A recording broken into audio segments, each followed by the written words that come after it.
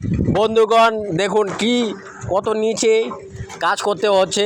আরেকটা interesting fact দেখায়, ফ্যামিলির জন্য মানুষ অনেক কিছু করতে পারে। হ্যাঁ, এই দেখুন রাসেল ভাইয়ের অ্যাকাউন্ট, এটা সবাই ফলো করে দিবেন। হ্যাঁ, রোদে কাজ করতে করতে দেখুন গায়ের গেঞ্জিটা সব ফুটো ফুটো হয়ে গেছে, ছিদ্র হয়ে গেছে, তবুও একটা গেঞ্জি কিনে না। কারণ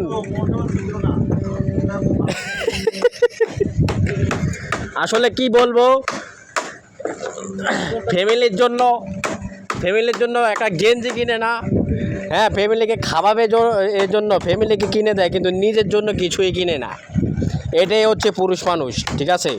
হ্যাঁ, নারী যাবে তাই দেবে, জিপুত যাবে তাই দেবে, বাচ্চা ছেলেরা মেয়েরা যা চাবে তাই পাবে, কিন্তু নিজের জন্য এক টুকরো মাংস খাবে না, এক টুকরো জমিও কিনবে না, আর এক টুকরো কি জানি বলে আর একটা গেঞ্জিও কিনবে না।